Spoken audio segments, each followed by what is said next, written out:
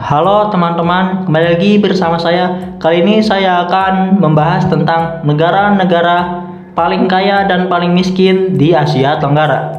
Indonesia masuk yang mana ya? Nah, inilah masing-masing pendapatan negara per kapita. Negara-negara terkaya di Asia Tenggara. Yang pertama, Singapura. Singapura memiliki pendapatan sebesar 64.041 US dollar.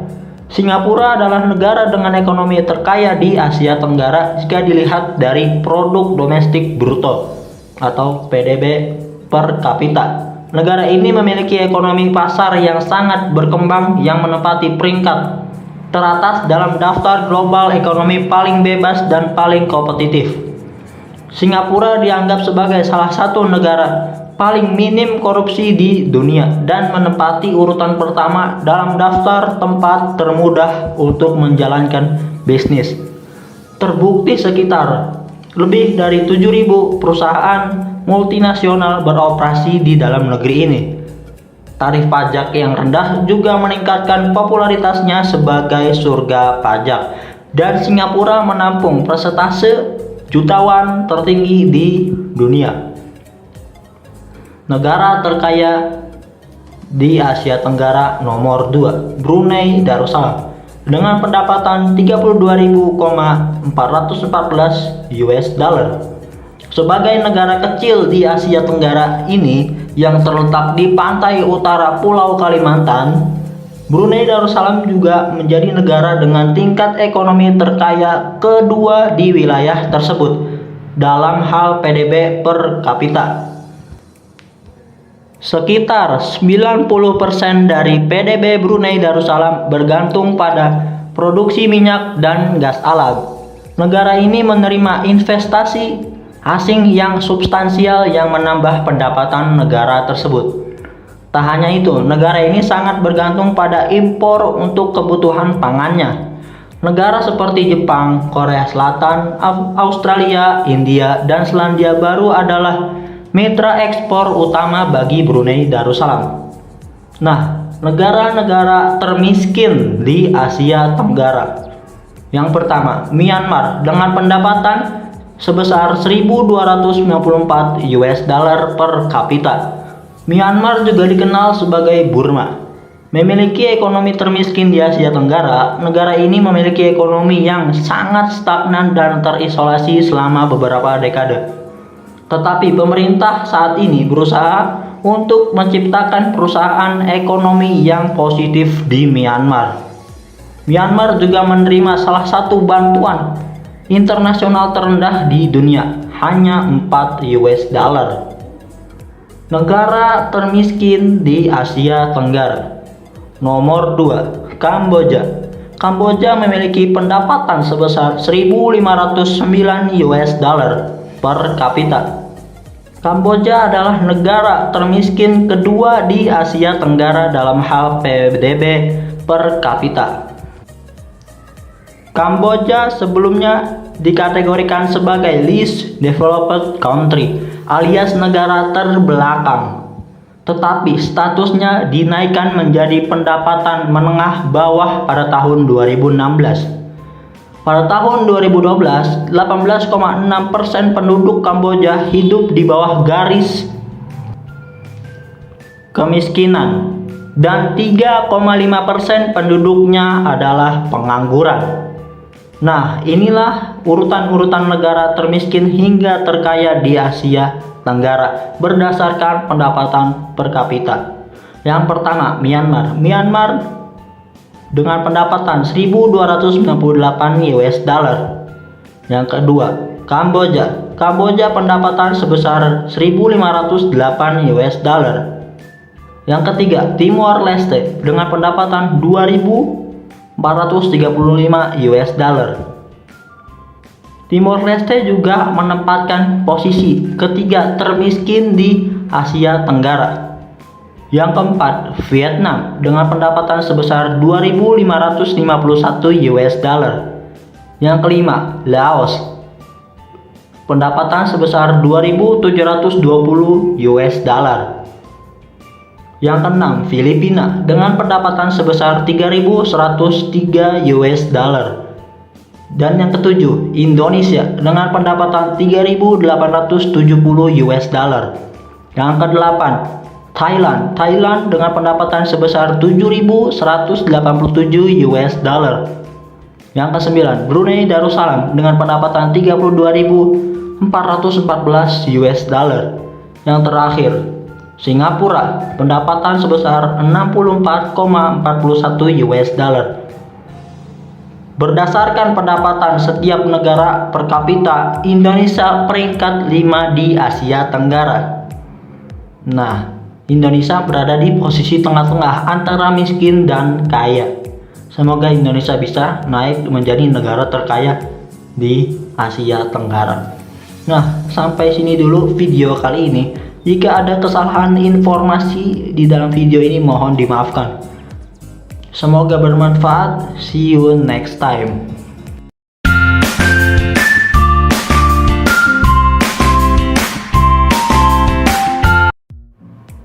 Halo teman-teman, kembali lagi bersama saya. Kali ini saya akan membahas tentang benarkah kekuatan militer Republik Indonesia nomor 1 di ASEAN.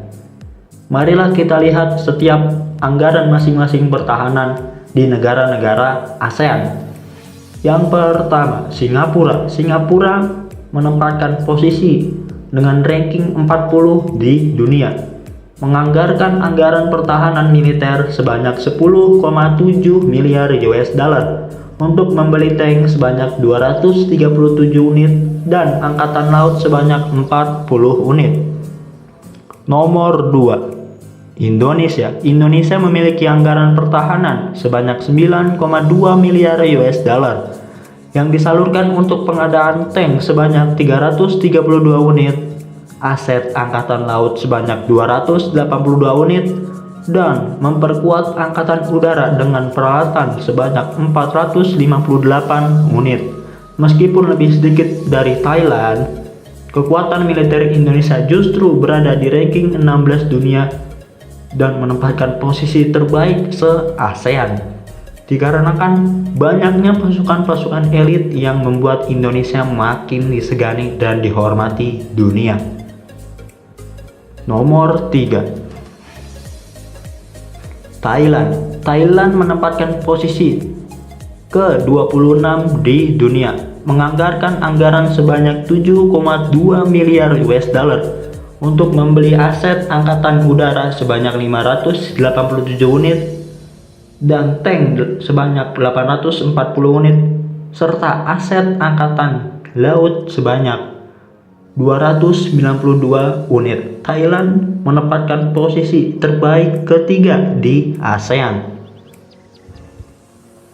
Nomor 4, Vietnam menempatkan posisi dengan ranking 24 di dunia. Vietnam memiliki anggaran sebanyak 6,39 miliar US dollar untuk pertahanan, terdiri dari pengadaan aset angkatan udara sebanyak 247 unit, tank sebanyak 2155 unit, dan aset angkatan laut sebanyak 65 unit. Vietnam menempatkan posisi militer terbaik kedua di ASEAN. Nomor 5, Filipina menempatkan posisi ke-48 di dunia. Filipina mempunyai total anggaran pertahanan sebanyak 4,2 miliar US dollar yang digunakan untuk aset angkatan udara sebanyak 179 unit, 4 tank, dan aset angkatan laut sebanyak 103 unit. Nomor 6, Malaysia menempatkan posisi ke-44 di dunia. Malaysia memiliki anggaran pertahanan sebesar 3,85 miliar US dollar yang digunakan untuk membeli aset angkatan udara sebanyak 147 unit dan angkatan laut 61 unit serta tank sebanyak 48 unit. Nomor 7, Myanmar menempatkan posisi ke-38 di dunia. tercatat menggelontorkan 2,1 miliar US dollar untuk membeli aset angkatan udara sebanyak 287 unit, tank sebanyak 595 unit, dan peralatan tempur angkatan laut sebanyak 187 unit. Nomor 8. Laos. Laos menempatkan posisi militer dengan ranking 118 di dunia. Laos memiliki anggaran 118 juta US dollar untuk membeli aset angkatan udara sebanyak 33 unit dan angkatan darat sebanyak 160 unit. Nomor 9. Brunei Darussalam. Brunei Darussalam tidak diketahui peringkat keberapa di dunia. Namun Brunei menganggarkan anggaran sebesar 346 juta US dollar untuk melindungi negaranya. Brunei memiliki 10.000 personel aktif. Alutsista yang dimiliki militer Brunei Darussalam sendiri belum diketahui berapa jumlahnya. Nomor 10. Kamboja. Kamboja memiliki anggaran militer sekitar 463 juta US dollar. Kamboja memiliki 125.000 personel militer yang aktif, ditambah dengan 22 unit militer pesawat tempur, 550 unit tank, dan 27 unit angkatan laut. Timur Leste. Namun sayangnya Timur Leste belum termasuk sebagai negara ASEAN. Walaupun Timur Leste sudah mendaftar sebagai anggota ASEAN sejak 2011 lalu, namun hingga saat ini masih dalam pembahasan. Nah, itulah militer-militer terkuat di ASEAN dengan masing-masing anggaran dan alustistanya masing-masing. Nah, jika ada kesalahan dengan informasi yang disampaikan di video ini, mohon dimaafkan dan semoga bermanfaat. See you next time.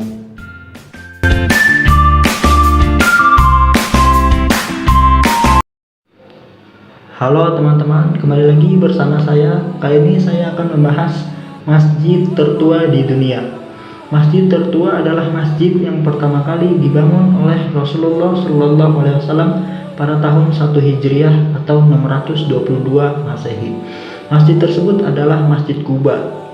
Nah, Masjid Al-Quba juga dikatakan dalam Al-Quran bahwasanya Masjid Quba adalah masjid yang dibangun atas dasar takwa. Quran Surat At-Taubah ayat 108, yang artinya sesungguhnya masjid itu didirikan atas dasar takwa.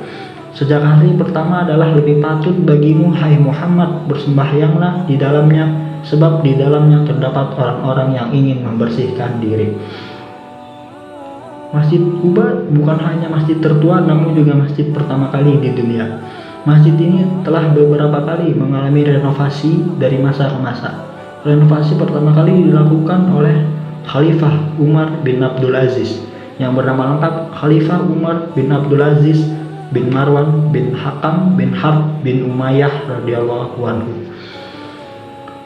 Umar bin Abdul Aziz adalah orang yang pertama kali membangun menara di Masjid Quba, hingga sekarang yang saat ini ditangani oleh keluarga Saud. Namun teman-teman, di Indonesia juga ada loh masjid tertua di Indonesia yang bernama Masjid Baitur Rahman, lokasi kota Banda Aceh, Darussalam. Masjid ini dibangun oleh Sultan Alauddin Mahmud Shah pada tahun 1291.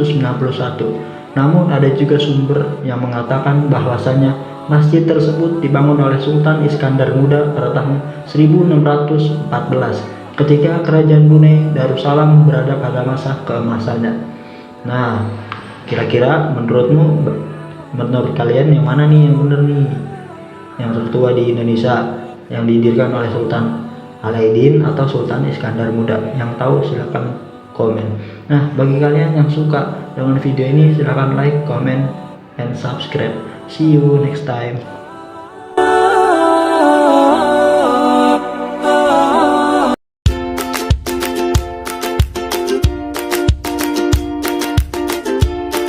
Halo teman-teman, kembali lagi bersama saya. Kali ini saya akan membahas tentang 5 hewan langka di dunia yang masih hidup hingga saat ini. Hewan-hewan tersebut adalah komodo. Komodo adalah hewan langka pertama di Indonesia dan menjadi salah satu hewan purba yang masih hidup hingga saat ini. Habitat asli mereka biasanya ditemukan di kepulauan Indonesia saja dan tidak bisa berada di kepulauan dunia lainnya. Komodo adalah hewan berjenis reptil raksasa yang masih hidup hingga saat ini dan membuat mereka terancam karena banyak oknum-oknum yang ingin memburu komodo dan mengambil kulitnya untuk dijual di pasar biasanya. Nah, hewan langka nomor 2 di dunia, gelada atau monyet gelada, adalah salah satu hewan monyet seperti manusia berbadan besar yang berasal dari Afrika Timur. Nah, gelada ini biasanya hidup berdampingan dan damai bersama kelompok-kelompoknya. Namun ketika salah satu anggotanya tewas, mereka akan segera menyerang dan memburu kembali oknum-oknum yang tidak bertanggung jawab. Karena mereka memiliki gigi yang tajam dan cakar mereka yang panjang. Hewan langka nomor 3 di dunia, kucing emas. Kucing emas biasanya memiliki bulu berwarna merah dan keemas-emasan. Membuat kucing ini banyak diburu oleh oknum-oknum yang tidak bertanggung jawab. Hewan asli Pulau Kalimantan ini terbilang sangat langka untuk ditemukan karena kucing emas hanya tersisa 2.500 ekor di habitat aslinya. Hewan langka nomor 4 di dunia, ikan vakuita, adalah salah satu satwa laut yang masih hidup dan benar-benar diambang kepunahan karena sebab populasinya ini kurang dari 100 ekor di dunia ini. Biasanya di Teluk California, 1 dari 5 setiap vakuita terjerat dan tenggelam oleh pukat untuk menangkap spesies lain yang diduga terancam punah juga, yaitu tatoaba yang insangnya setara dengan $4.000 Amerika Serikat atau 59 juta rupiah. Nah, yang terakhir, hewan yang langka namun terancam punah, orangutan Sumatera. Habitat orangutan Sumatera terus mengalami penurunan dan kerusakan yang sangat hebat karena kebakaran hutan, pembukaan lahan, dan pembangunan pertanian. Selain habitatnya yang sudah rusak, satwa ini juga sering diburu atau ditangkap hidup-hidup oleh orang-orang yang tidak bertanggung jawab. Diperkirakan orangutan hanya lebih dari 7.300 ekor saja. Iya, maksud saya 7.300 ekor saja yang tersisa di alam liar. Nah, itulah 5 hewan langka yang terancam punah. Kita harus menjaga dan melindungi hewan tersebut agar tidak diburu oleh oknum-oknum yang tidak bertanggung jawab. Jika kalian suka dengan video ini, silahkan like, comment, dan subscribe. See you next time.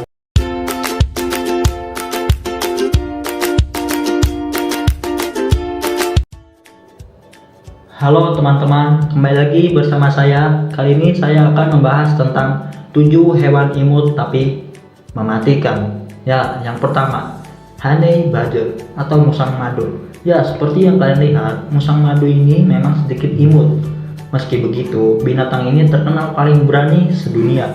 Bahkan hewan ini pernah masuk Guinness Book of Records dengan titel binatang paling berani. Bahkan dia berani untuk masuk ke sarang lebah demi madu kesukaannya saja loh. Nah, yang kedua, koala. Siapa yang gak tahu betapa lucu dan imutnya hewan ini? Namun kalian harus tahu bahwa koala merupakan hewan marsupial yang mempunyai pertahanan diri yang cukup kuat dan mematikan. Meski menu makanannya hanya daun eukaliptus dan tidur selama 20 jam, koala memiliki kuku dan gigi yang tajam serta rahang yang kuat untuk memangsa mangsanya. Nah, yang ketiga, red panda atau panda merah. Panda merah juga gak kalah imutnya dibanding koala. Namun dibalik itu, panda merah adalah predator yang cukup mematikan loh. Pada dasarnya, hewan ini adalah hewan individual, tidak berkelompok, tapi di saat musim kawin, hewan ini akan menjadi kelompok yang paling mematikan.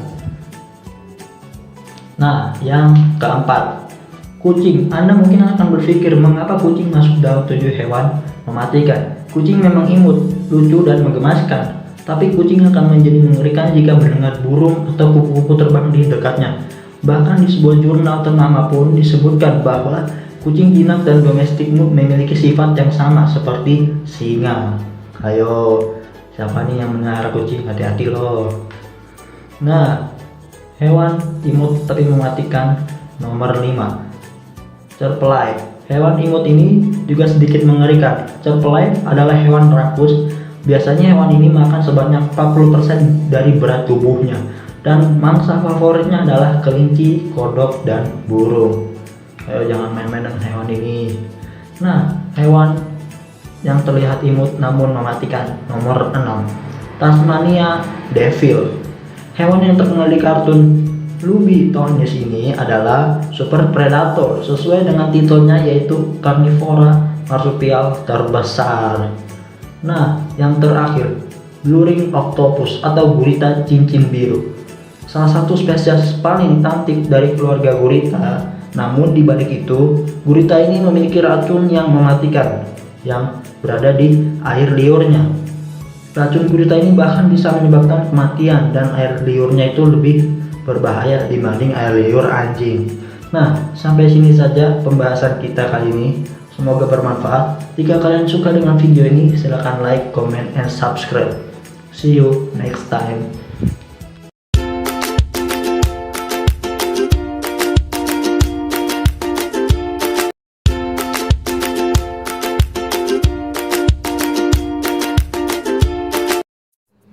Halo semuanya, kembali lagi bersama saya. Kali ini saya akan membahas tentang 5 gedung tertinggi di dunia.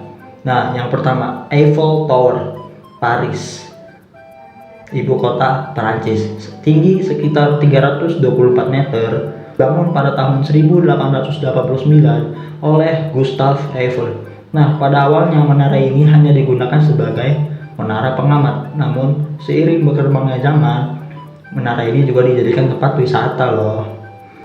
Belum lagi menara ini sangat terkenal untuk preweddingnya.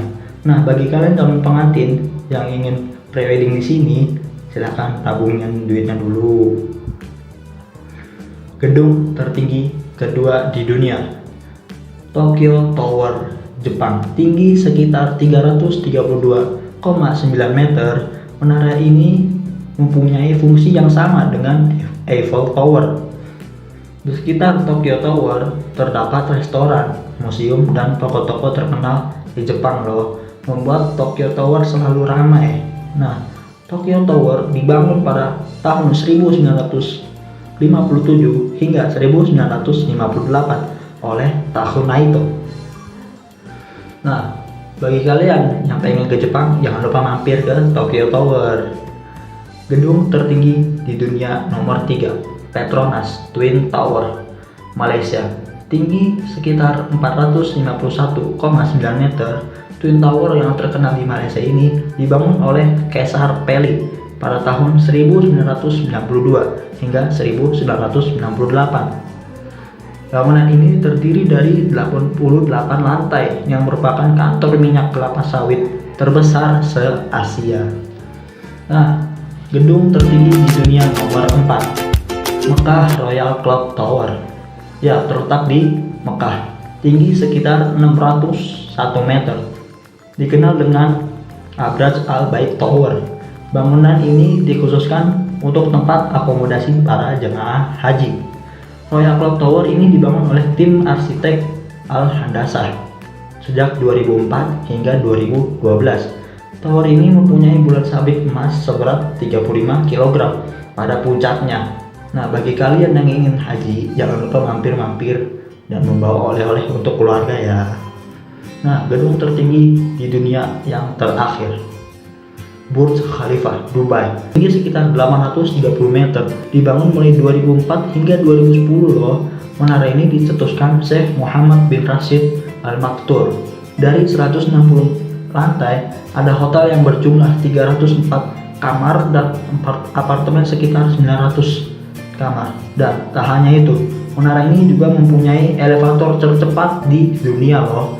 Keren banget deh. Nah, itulah 5 gedung tertinggi di dunia. Jika kalian suka dengan video ini, silahkan komen, like, and subscribe. See you next time.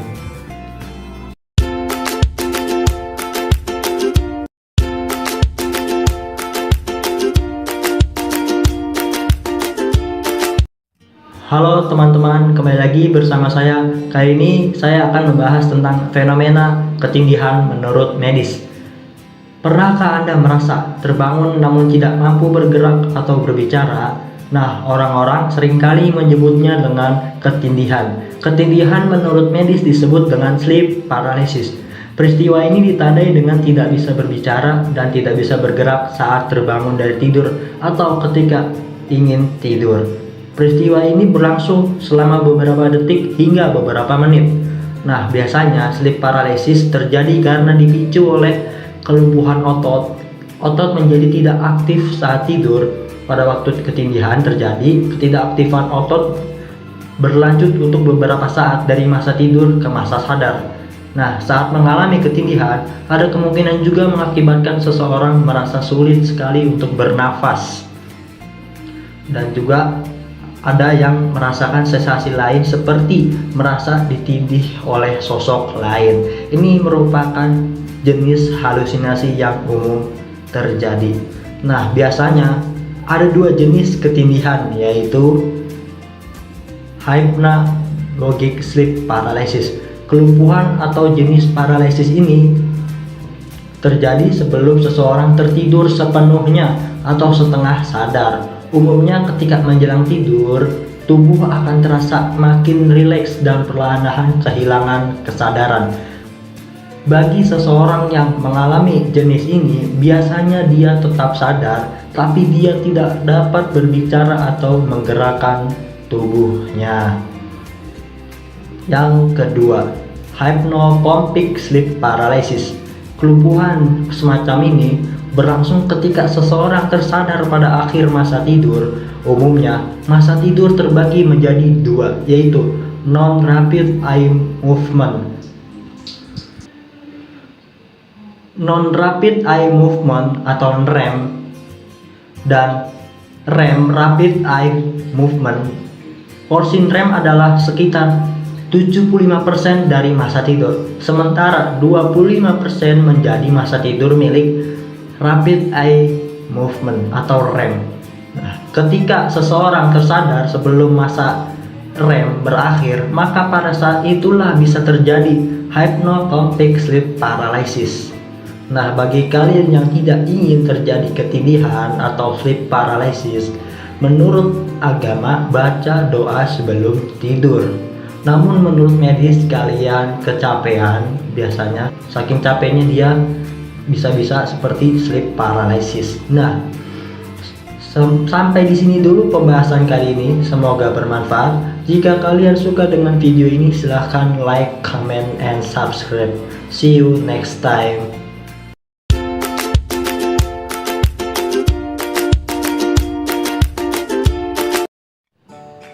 Halo teman-teman, kembali lagi bersama saya. Kali ini saya akan membahas tentang 7 manusia terkuat di dunia. Langsung saja kita simak video berikut. Eddie Hall. Manusia terkuat pertama di dunia yaitu Eddie Hall. Pria kelahiran 15 Januari 1988 ini terkenal dengan kekuatan fisiknya. Eddie Hall menjadi pemenang di kompetisi dunia dan menyandang gelar pria terkuat di 2017 karena ia mampu mengangkat beban seberat 500 kg atau setengah ton. Pria terkuat di dunia nomor 2, Wim Hof. Sebut saja orang ini Iceman karena dia mampu bertahan dalam tekanan suhu yang sangat dingin. Iceman telah memegang 26 rekor dunia dan salah satunya adalah menyelam dalam es selama 1 jam 13 menit 48 detik. Pria terkuat di dunia nomor 3, Alexander Zas. Pria asal Polandia ini dijuluki sebagai si Samson besi karena Zas dapat mematahkan besi dengan ototnya, bahkan sampai mengangkat seekor kuda di bahunya. Pria terkuat di dunia nomor 4, Louis Cyr. Pria kelahiran 10 Oktober 1863 ini dikenal sebagai orang terkuat di abad 20. Louis pernah mengikuti kompetisi Boston di Amerika dan mampu membuat penonton kagum karena ia mampu mengangkat kuda dari tanah. Pria terkuat di dunia nomor 5, Arbab Haizer Hayat. Pria asal Pakistan ini dijuluki sebagai Hulk oleh masyarakat karena ia memiliki bobot tubuh yang sangat besar seperti Hulk, yaitu 435 kg. Karena kekuatan yang ia milikinya, ia mampu menarik sebuah traktor. Pria terkuat di dunia nomor 6, Dennis Roger. Dennis Roger juga termasuk dalam orang terkuat di dunia. Ia memiliki kekuatan super yang sangat kuat sehingga mampu menahan jet angkatan darat dan menahan motor Harley. Dan ia pernah juara di World Arm Wrestling. Pria terkuat di dunia yang terakhir, Magnus Magnusson. Pria yang lahir pada tanggal 28 April 1963 ini pernah menjadi juara Power Filter Islandia. Ia juga pernah menyandang gelar manusia terkuat di dunia sebanyak 4 kali, yaitu pada tahun 1991, 1994, 1995, dan 1996. Nah, itulah beberapa manusia-manusia terkuat di dunia. Oke, cukup sampai sini saja pembahasan kita kali ini. Jika kalian suka dengan video ini, silahkan komen, like, and subscribe. See you next time. Semoga bermanfaat dan terima kasih.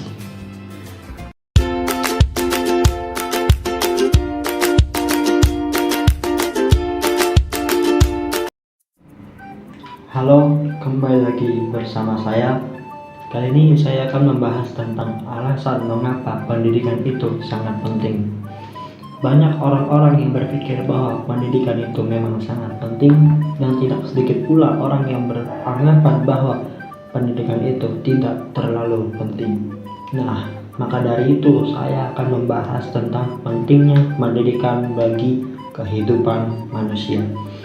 Alasan pertama, memberikan pengetahuan. Ya, efek langsung dari sebuah pendidikan adalah memberi pengetahuan pendidikan dan memberikan kita tentang pengetahuan berbagai hal dan segala sesuatu yang belum kita ketahui dan berhubungan dengan dunia ini. Pendidikan juga memberikan kita pandangan berbagai kehidupan tentang ekonomi kita dan lain-lain sebagainya. Alasan kedua, untuk karir dan pekerjaan. Memang ada orang yang beranggapan bahwa pendidikan itu tidak terlalu penting. Toh kalian gak sekolah pun pasti kalian bisa bekerja. Ya, tapi mulai sekarang kita harus ubah pola pikir kita, bahwa dengan pendidikanlah kita akan sangat lebih mudah untuk mencari pekerjaan dan membuat karir kalian semakin bagus. Alasan terakhir, membantu kemajuan bangsa. Meskipun tidak terdaftar dalam 3 kebutuhan dasar manusia, namun pendidikan adalah sama pentingnya bagi kehidupan manusia. Pendidikan dapat membantu kemajuan bangsa karena masa depan bangsa akan lebih aman bila dipegang dengan masyarakat yang berpendidikan. Pendidikan adalah penting bagi pembangunan sosial dan pertumbuhan ekonomi bangsa. Nah, bagi kalian yang masih bersekolah atau yang putus sekolah atau yang ingin bersekolah, kalian jangan mudah untuk patah semangat. Kalian jangan berpikir bahwa kalian tidak bisa bekerja. Kalian harus berpikir bahwa kalian akan lebih mudah untuk bekerja. Kalian cari pengalaman sebanyak-banyaknya dan lanjutkan sekolah setinggi-tingginya jika kalian mampu. Ya, mungkin segini dulu video hari ini. Jika kalian suka, silahkan like, comment, and subscribe. See you next time. Halo teman-teman, kali ini saya akan membahas tentang kuliah wajib atau tidak. Banyak yang bertanya-tanya, kuliah itu wajib atau tidak sih? Karena kan bisa sukses tuh tanpa kuliah. Ya, ini alasan-alasan kenapa kamu harus kuliah. Yang pertama adalah kuliah cara paling mudah dan praktis untuk menuntut ilmu. Kenapa? Karena di kuliah kalian akan bertemu orang-orang baru dan pengalaman baru. Kalian akan belajar apa yang tidak akan kalian dapati kecuali kalian harus kuliah. Alasan kedua, kenapa kalian harus banget kuliah? Karena kuliah adalah saatnya bagi kalian untuk mengekspos diri terhadap hal-hal baru seperti teman baru, aktivitas baru, dan lingkungan-lingkungan baru yang kalian belum ketahui seluk-beluk lingkungan tersebut. Alasan ketiga, kuliah melatihmu untuk belajar hidup mandiri. Kenapa? Karena kalian tidak bisa bergantung pada orang lain terus. Kalian harus punya prinsip dan pendirian masing-masing agar kalian mudah untuk hidup mandiri di masa yang akan datang atau masa depan kalian, atau kalian menikah atau kerja, itu hak kalian. Alasan keempat, kuliah memberikan gelar akademis yang membuatmu lebih mudah untuk mencari kerja. Nah, apalagi sekarang kan orang-orang yang bergelar itu paling dihargai, lebih mudah untuk bekerja juga kan. Walaupun katanya juga ijazah itu formalitas, ya betul, ijazah itu formalitas. Cuman kalian harus mendapatkan pengalaman baru untuk melakukan aktivitas yang belum kalian lakukan di masa-masa SMA atau SMK kalian. Nah, tapi ingat, jangan mentang-mentang kalian dapat gelar tapi kalian sombong merendahkan orang lain yang tidak bisa kuliah atau tidak punya gelar. Itu kan gelar itu hak kalian masing-masing, kalian mau dapatin atau enggaknya itu tergantung dari diri kalian. Nah, alasan terakhir kenapa kalian harus banget kuliah adalah karena kuliah memberikanmu pengalaman hidup yang gak pernah akan terlupakan, yang suatu saat akan berguna di masa depan. Nah, kira-kira kalian tertarik gak nih untuk kuliah? Tapi ingat ya, jangan sekali-kali merendahkan orang yang tidak bisa kuliah. Kalian harus saling menghargai dan mendukung orang-orang di sekeliling kalian. Oke teman-teman, mungkin segini dulu ya video untuk hari ini. Jika kalian suka, silahkan like, comment, and subscribe. See you next time. Halo teman-teman, kembali lagi bersama saya. Kali ini saya akan membahas tentang 5 tempat wisata anti mainstream yang hanya ada di Indonesia. Yang pertama, Danau Kakaban. Danau Kakaban yang terletak di wilayah Kabupaten Berau, Kalimantan Timur ini adalah danau air tawar yang paling unik karena bisa dibilang tidak ada di kawasan lain di seluruh dunia manapun. Dan danau ini dihuni oleh spesies ubur-ubur yang tidak menyengat seperti ubur-ubur lain pada umumnya. Kalian juga bisa berenang bersama ubur-ubur ini loh, tapi kalian harus patuh dan waspada terhadap larangan-larangan lainnya. Nomor 2, Kawah Ijen. Kawah Ijen terletak di Banyuwangi, Jawa Timur ini memiliki fenomena alam yang menakjubkan loh, yaitu blue fire atau api bir. Fenomena ini hanya ada di 2 tempat di dunia loh, yaitu Kawah Ijen dan Islandia. Untuk mencapai tempat ini, kamu memerlukan kondisi tubuh yang sehat dan prima. Dikarenakan medan yang berat, kamu harus waspada. Nomor 3, Taman Nasional Tanjung Puting. Taman Nasional Tanjung Puting terletak di Kalimantan Tengah. Adalah tempat konservasi orangutan terbesar di dunia. Dengan popularitas orangutan yang mencapai 40.000 ekor, destinasi wisata anti mainstream ini juga sangat populer di kalangan wisatawan mancanegara dan dikenal sebagai The Last Orangutan Sausturati. Nomor 4, Gili Iyang. Terletak di Kabupaten Sumeneb, Jawa Timur ini memiliki satu pantai yang mempesona, yaitu Gili Iyang. Pulau ini adalah pulau dengan kapasitas oksigen terbaik kedua di dunia. Kalian dapat berkunjung ke pulau ini menggunakan jasa nelayan dengan tarif Rp15.000 per orangnya. Jikalau kalian ingin datang rombongan, disarankan untuk menyewa perahu yang lebih besar dengan jarak tempuh 45 menit dan harganya yang hanya Rp15.000 per orang. Cukup murah bukan? Untuk kalian yang ingin berwisata ke sini, tidak perlu bawa uang yang banyak. Yang terakhir, Taman Nasional Baluran. Terletak di Banyuwangi, Jawa Timur ini, wisata anti mainstream di Indonesia ini merupakan kawasan khusus yang digunakan untuk melindungi berbagai macam ekosistem flora dan fauna. Taman ini juga mendapat julukan sebagai Little Africa in Java karena pemandangan musim kemaraunya yang menyerupai Afrika, dan diketahui luas kawasan ini sekitar 26.000 hektar. Jika kalian ingin berlibur, jangan lupa mampir ke salah satu wisata anti mainstream ini loh. Oke, sampai sini saja pembahasan kali ini. Jika kalian suka dengan video ini, silahkan like, comment, and subscribe. Semoga bermanfaat. See you next time.